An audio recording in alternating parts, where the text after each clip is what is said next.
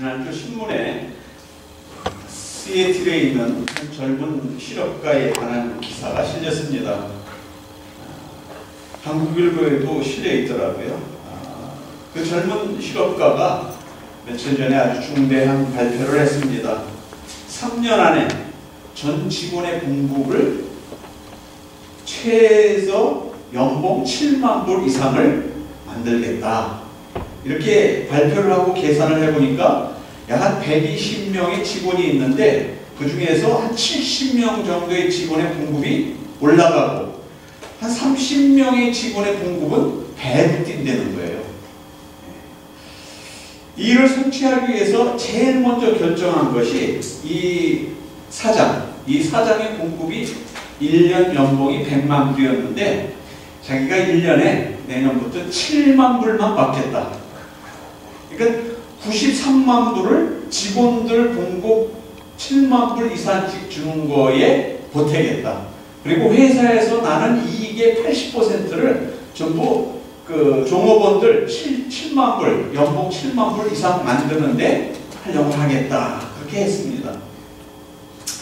왜 7만 불이라는 봉급을 정했을까? 그 이유를 물어보니까 이 두 박사님들의 의견이 영향을 줬습니다. 프린스턴 대학교의 심리학 교수이면서 노벨상 수상자인 그 데니얼 카너만이라는 그 교수하고 그 다음에 노벨상 후보까지 올랐던 그 버클리 교수를 하면은 앵거스 디튼이라는 교수의 영향을 받았습니다. 이 두 사람이 쓴 행복 연구에 관한 발표에 영향을 많이 받았다고 해요. 이들의 연구 결과에 의하니까 사람들이 매일매일 삶을 살면서 기쁨을 느끼고 슬픔을 느끼고 또 분노를 느끼고 사랑을 느끼고 그래서 나쁜 쪽에 슬픔을 느끼고 분노를 느끼고 스트레스를 느끼고 하는 그런 힘들게 하는 일들이 늘어나는 것, 또 기뻐하는 것, 또 행복한 것, 사랑하는 것, 이런 기분 좋은 일, 그래서 기분 나쁜 일이 생기는 것, 기분 좋은 일이 생기는 것이 인컴에, 그 수입에 비례하더라는 거예요. 그래서 즉 수입이 많아지면 힘든 일이 생겨도 그거를 극복할 수 있는 힘이 생기고 또 수입이 많아지면 기쁜 일이 생겨도 그 기쁨이 또 배가 된다는 거예요.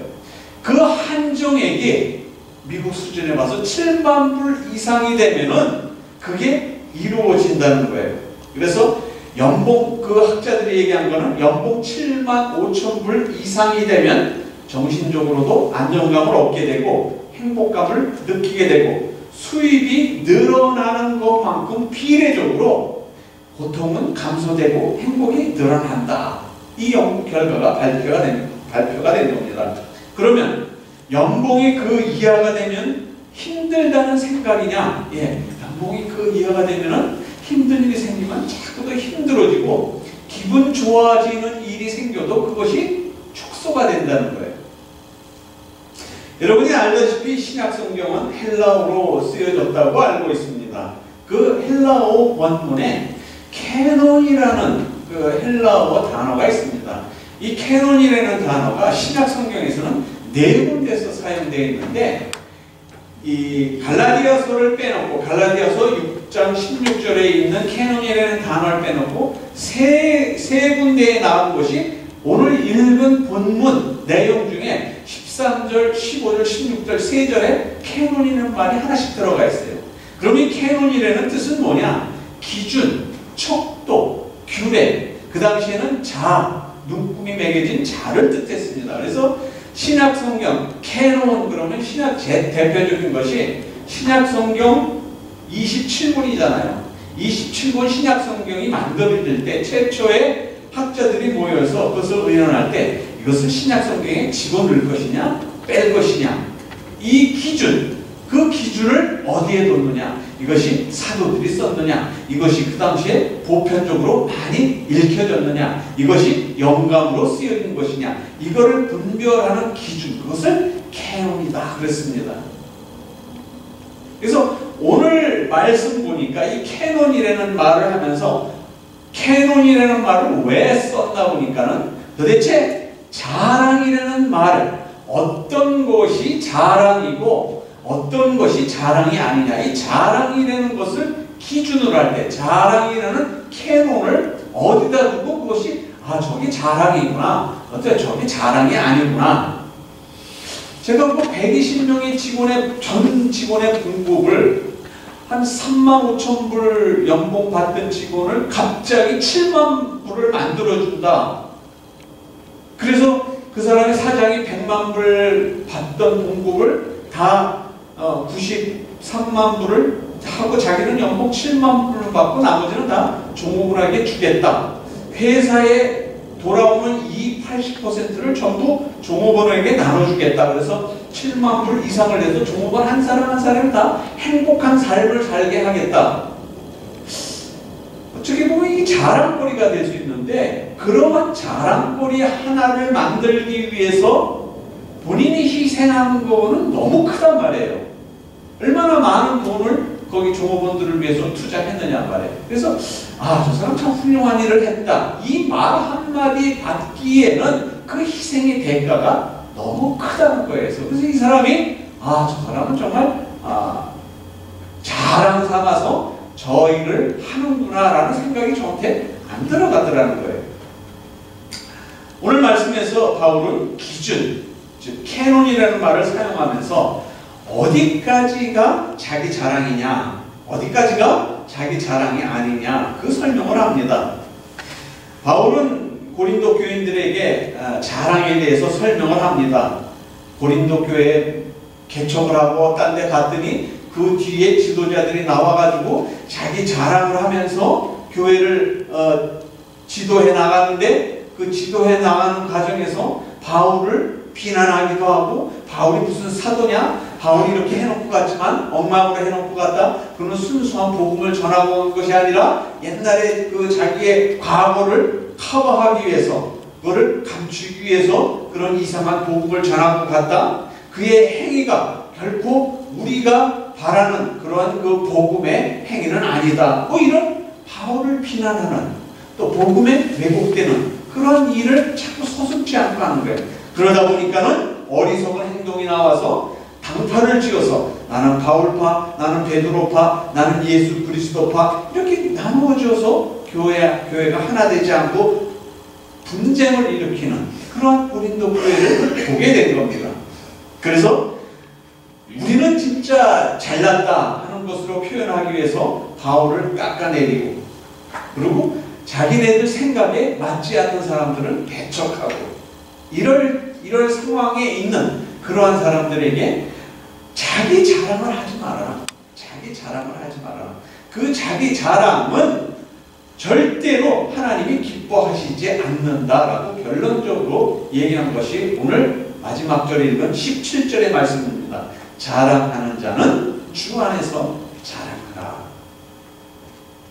우리 모두는 열심히 삶을 사는 사람들입니다. 힘들게 일하면서 어쩌다가 보면은 건강에 위협을 받는 것을 알면서도 자신을 돌보지 않고 열심히 일하면서 사는 사람들입니다. 가정을 위해서, 자녀를 위해서, 또 나의 삶을 위해서 열심히 삽니다. 이렇게 열심히 삶을 산 결과로서 많은 것을 얻게 됩니다. 열심히 해서 얻은 것, 그 얻은 것으로 인해 보람을 느끼면서 하루하루 삽니다. 그래서 내가 이렇게 열심히 노력했더니 내가 이런 것을 얻을 수 있었다, 이런 거 얼마든지 자랑할 수 있습니다. 또 그 자랑으로 인해서 마음에 기쁨을 얻기도 합니다. 이런 자랑거리 하나 정도는 있어야 그래도 뭐 삶을 사는 맛이 나지, 이렇게 살아 저렇게 살아도 겁나 걱정투성이 있는 삶을 산다면은 그 삶이 얼마나 피곤하겠습니까? 그래서 여러분들 생활 속에 자랑할 것이 있다, 그럼 마음대로 자랑하세요. 자랑을 하되 조심할 게 하나 있습니다. 남들이 그 자랑을 듣고 마음이 상하지 않도록 자랑을 하려는 거예요. 아내 자랑, 남편 자랑, 자식 자랑, 좋은 집 마련한 거, 좋은 차 산 거, 몇 주일 전에 마련한 명품 지갑, 명품 핸드캡, 또 좋은 반지, 뭐 이렇게 자랑 많이 하세요. 우리 옛날에 그런 거 있었어요. 우리 학교 다닐 때 어떤 사람이 반지를 새로 사가지고 반지 자랑하기 위해서 뭐라고 그런 데잖아요. 금집발을 새로 하고 와가지고 짜장면집에 와가지고 짜장면 2그릇 주세요, 2그릇 주세요 그런 데잖아요. 금집발 자랑하기 위해서. 그런 자랑하는 거, 자기가 얻은 거 자랑하는 거 좋습니다. 근데 자랑을 하되 그 자랑이 남에게 혐오감을 주는 자랑이어서는 안 된다는 거예요. 그 세상 자랑입니다. 그런데 오늘은 그런 세상 자랑 말고 주 안에서 자랑하려는 거예요. 주 안에서 자랑. 우리는 종종 그런 간증을 듣게 됩니다. 내가 그때 그렇게 어려웠을 때 정말 내가 신앙생활을 잘 하려고 했는데 무척 어려웠었다.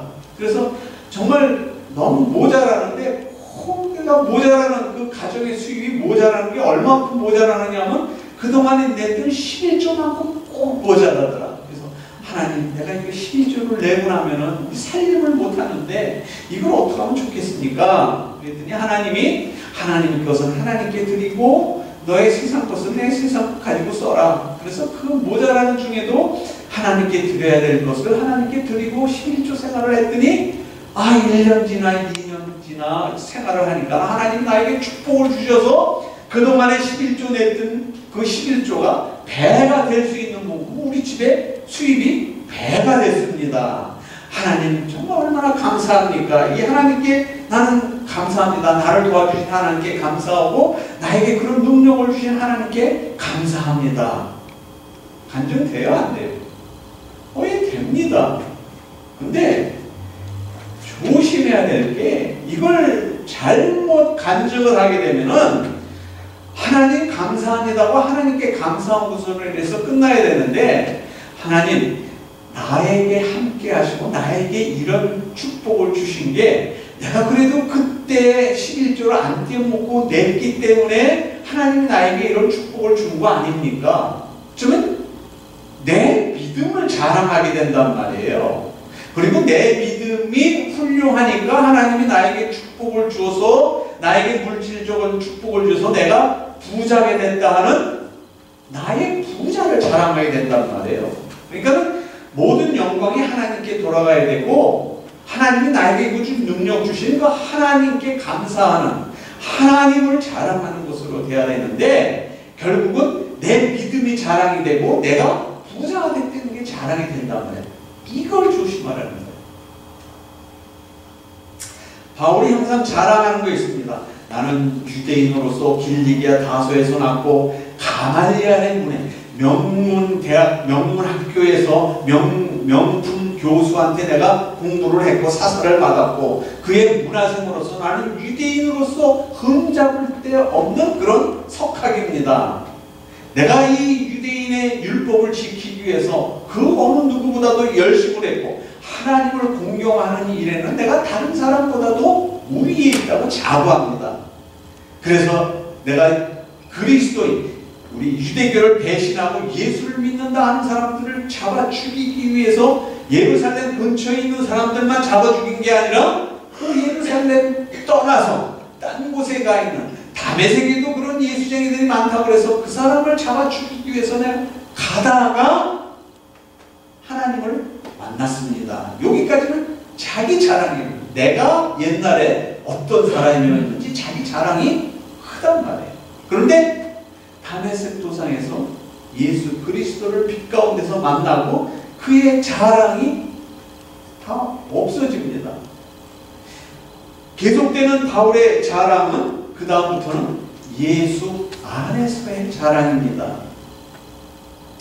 빛 가운데서 예수를 만나고 내가 이방 선교를 나가게 되고 그래서 이방 선교를 나갈 때 내가 예수님만 자랑했습니다. 그러나 나의 육신적인 나의 삶은 어떠한 삶이었느냐?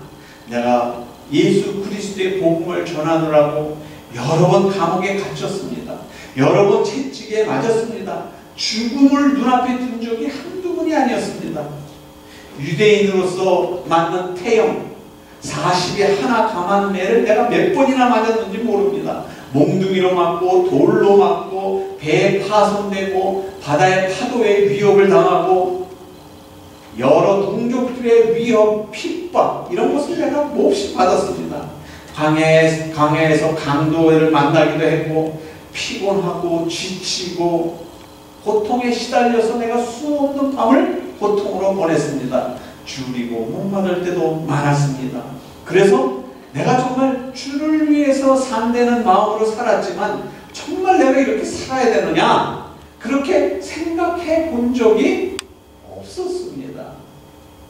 그래서 나는 지금 그렇게 고난을 예수를 위해서 고난을 받고 예수를 위해서 희생하고 예수께 기도하고 하나님의 은혜를 받고 성령의 은혜를 힘입어서 그렇게 열심히 사역을 하니까 지금 내가 몇십만 명 되는 대형교회 담임 목사가 돼 있습니다가 아니고 지금 내가 정말 나는 이제 사역자로서 행복하게 살고 있습니다가 아니라 지금 나는 로마의 이 감옥에 와 있습니다. 그래서 나는 얼마 안 있으면 이제 목이 잘려 죽게 됩니다.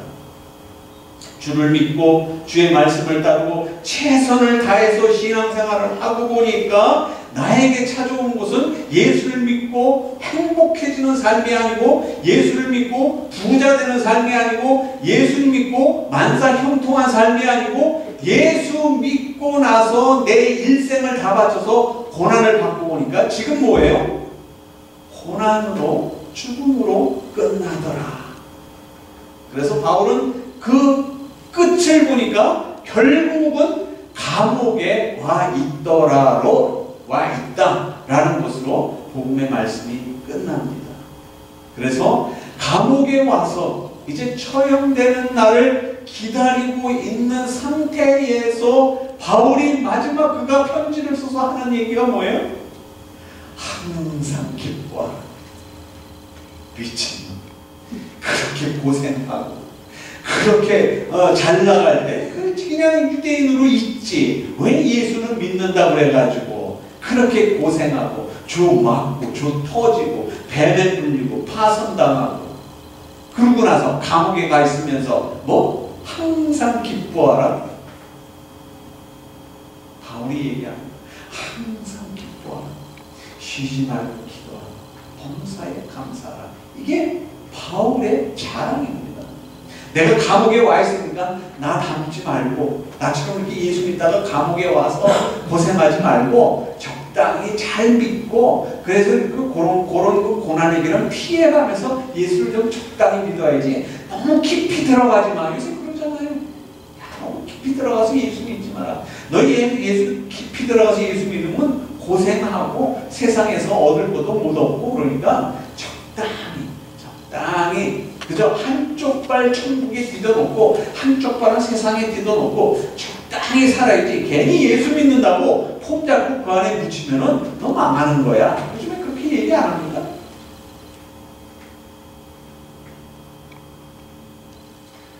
자랑할 것은 없지만 주를 위해서 고난받으며 주의 말씀을 지키며 살아가는 바울의 모습이 우리의 모습이 되라고 오늘 이 말씀을 우리에게 주시는 겁니다. 주의 성령께서 내게 주시는 기쁨으로 인해 세상에서 얻는 것 기쁘죠.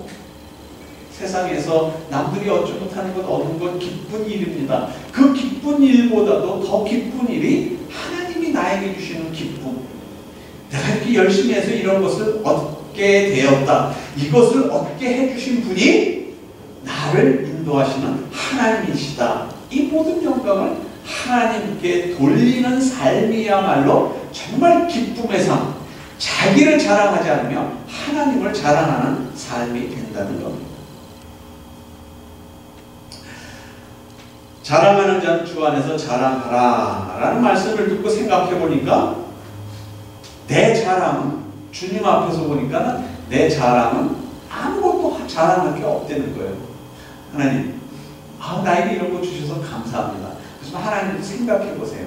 내가 이렇게 열심히 했으니까 이 결과를 가져왔지 내가 이렇게 열심히 안 했으면 그런 결과를 가져왔어요? 하나님 생각해 보세요. 그러니까 하나님도 저에게 그런 능력을 주셔서 감사하지만 저도 감사할 일 많이 했죠. 왜냐하면 제가 능력이 없었으면 어떻게 그걸 이루었겠어요? 이런 자랑을 하지 말라는 거예요. 하나님 앞에서 하나님 감사합니다. 내가 이런 걸 이루었지만 이건 내가 이룬 것이 아니라 내가 이루려고 했지만 하나님이 이루어 주셨으니 감사합니다. 여기까지만 자랑을 하는 거예요. 그 말이 자랑하는 자는 주 안에서 자랑하지니라. 모든 성경이 그렇게 썼습니다. 주 안에서 자랑하라. 개혁성경, 개정성경, 표준세번역, 한글 킹제임스 성경 전부 다 주 안에서 자랑하라. 그런데 현대어 성경과 공동번역에서는 이걸 좀 더 아주 쉽게 적어놨어요. 먼저 현대어 성경에서는 자랑하고 싶은 사람은 주께서 하신 일을 자랑하고 자기 자신의 일을 자랑하지 말라. 그래도 하나님 내가 능력이 있어서 일을 했지 않습니까가 아니라 모든 것 하나님께서 나를 사용하셔서 해주셨다. 공동번역에서는 또 그렇게 썼어요. 자랑하려거든 주님을 자랑하십시오. 하나님이 해주셨어요. 제가 능력이 됩니까? 아니에요. 하나님이 해주셨어요. 하나님이 우리 아이들을 돌봐주셨어요. 하나님이 우리 부부의 사랑을 허락하셨어요. 하나님이 우리 가정에 함께 해주셨어요. 하나님이 지금 나에게 건강을 이나마도 건강하게 허락해 주셨어요. 하나님께 기도했더니 하나님이 그 복을 주셨어요. 이 기도여야 한다는 겁니다. 그래서 우리의 자랑은 주님을 자랑하는 것이어야 한다는 겁니다. 주님을 자랑하는 척하면서 내 자랑이 되는 것이 아니라 주님을 영원히 자랑해야 하는 겁니다. 주님만이 내 자랑이 돼야 되는 겁니다.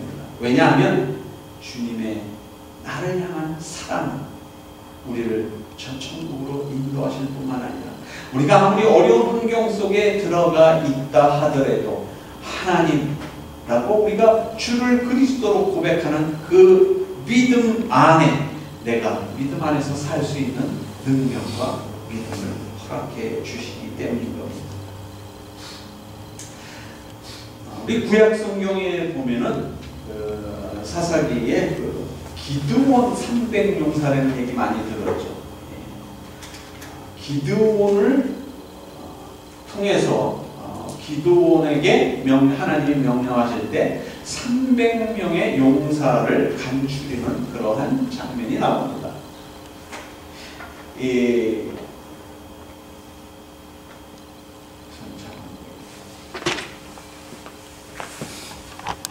지금 이스라엘 민족은 여기 하롯셈에 진을 치고 있고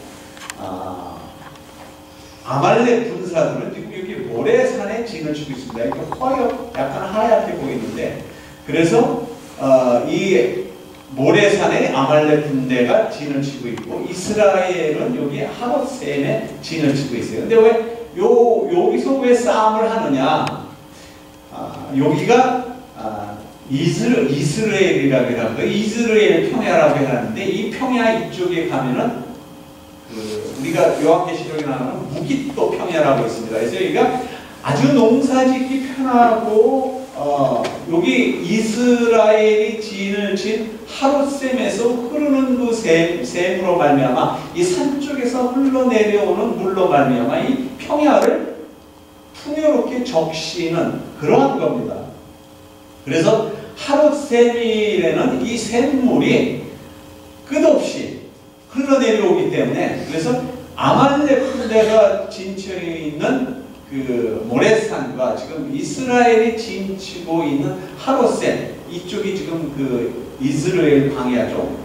무기토 광야. 그러니까 이 양쪽 진영에서 싸움을 해서 이거를 이걸 취하기 때문에 싸움을 하는 겁니다. 그래서 이 샘, 이 굴 속에서 나오는 이 하롯샘으로 말미암아 이 샘의 근원이 큰 개울을 이루는 그러한 정도를 가지고 있습니다. 그래서 하나님이 이제 이 적군과 싸움하기 위해서 전쟁을 하기 위해서 이스라엘 백성들 중에서 이제 우리가 아말렉과 전쟁을 하러 가겠다. 전쟁을 하러 갈 사람은 모여라. 그래서 모인 사람이 몇 명이에요? 그러니까 32,000명이 모였어요.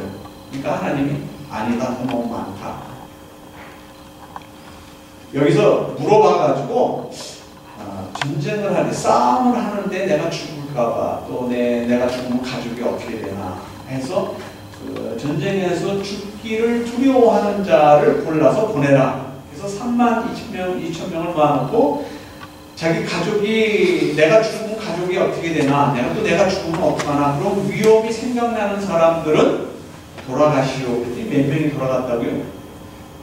22,000명이 돌아갔어요. 22,000명이 돌아가고 10,000명이 남았어요. 10,000명이 남아서 이 10,000명을 가지고 전쟁을 하려고 했더니 하나님이 아니다, 그것도 많다. 그럼 어떻게 골라냅니까? 저기 샘물에 개울가에 내려갈 때 그 산에서 진을 치고 있다가 그 10,000명의 지원자들을 전부 내리막길로 내려보내가지고 개울에 가가지고 물을 마시는 그 모습을 관찰을 해라.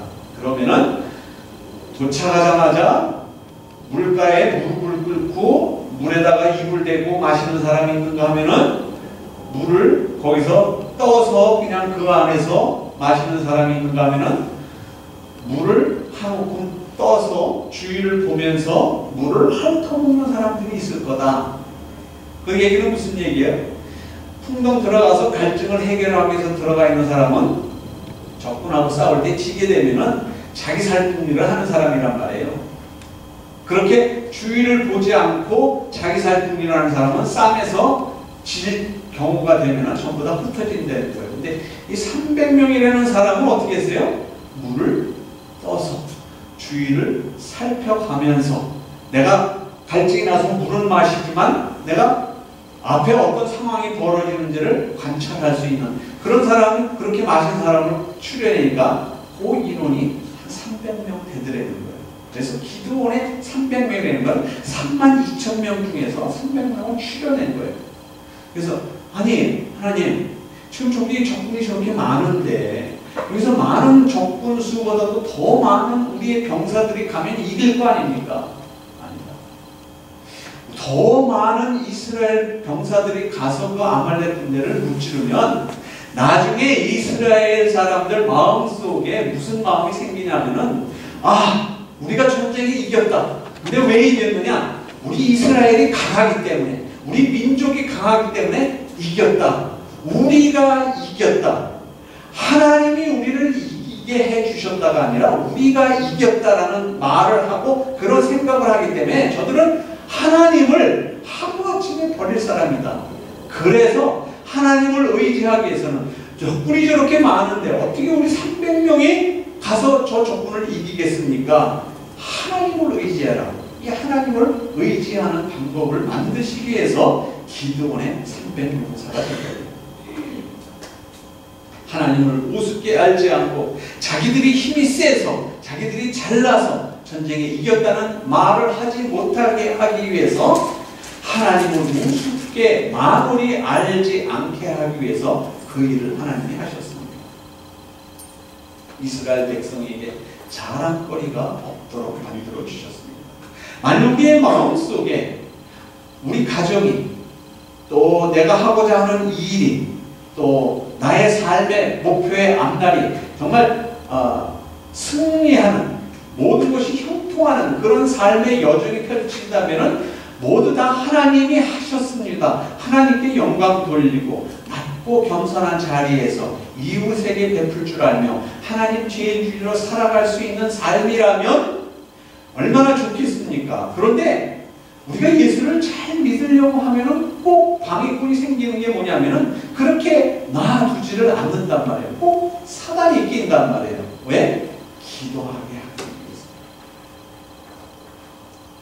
주님의 십자가를 생각하고 나를 위해서 십자가를 지시고 나의 구원을 완성하신 그 주님을 생각해 보니까 내가 가지고 있고 내가 누리고 있고 내가 자랑하려고 하는 그 모든 것이 하나도 자랑할 것이 안 되더라는 거예요.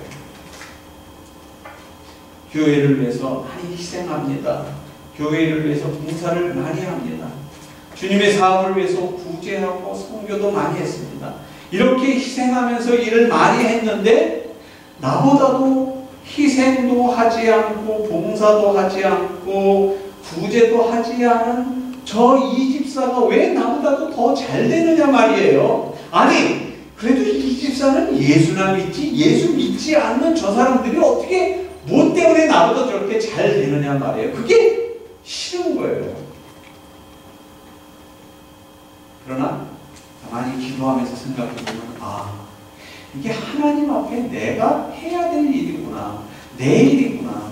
이럴수록 하나님이 이 일을 보고 기뻐하시는구나. 하나님이 나에게 선교하라, 구제하라, 봉사하라, 희생하라 요구했지 저 박집사나 김집사가 나한테 요구한 거 아니지 않느냐.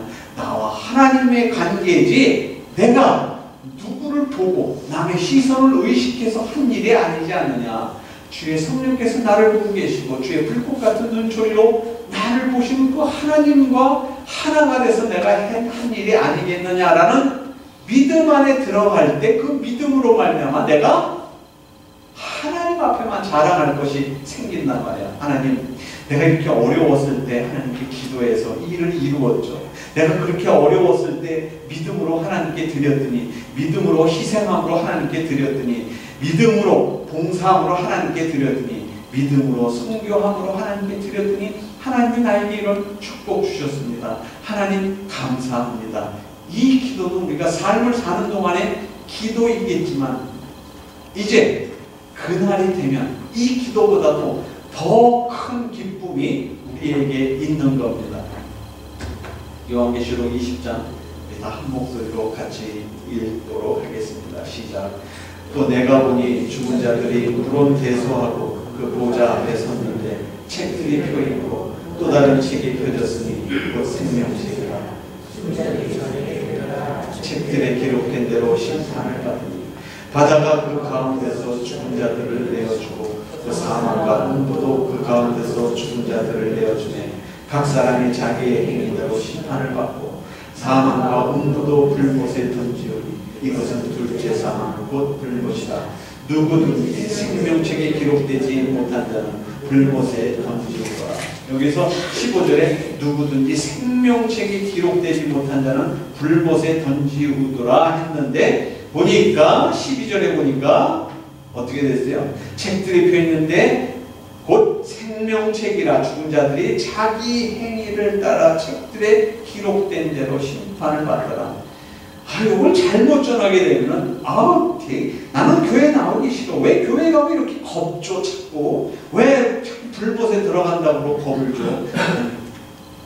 이거는 우리가 죽으면 뭐가 있어 하는 사람들에게 주시는 말씀입니다. 죽으면은 영원이라는 것이 있고 우리가 하나님과 영원히 살 수 있다는 그 천국의 복음의 말씀을 예수 그리스도의 십자가에 돌아가실 때 이미 우리들에게 허락하셨습니다. 내가 주님을 바라며 행했던 아무리 작은 일이라 하더라도 주님의 생명책에 여러분의 이름이, 여러분의 행위가 기록될 겁니다. 그리고 그 주님을 우리가 이제 세상 끝나고 만날 때 얼굴과 얼굴을 만날 때 그런 말씀을 하실 겁니다. 착하고 충성된 종아, 네가 작은 일에 충성하였으니 나의 즐거움에 참여할지어다. 이 약속의 자녀가 다 되어서 주님을 기쁘시게 하는 일로 삶을 채우시고 영원한 나라를 약속받은 확신으로 긍정적으로 진실된 삶을 살게 되시기를 주 예수 그리스도의 이름으로 축원드립니다.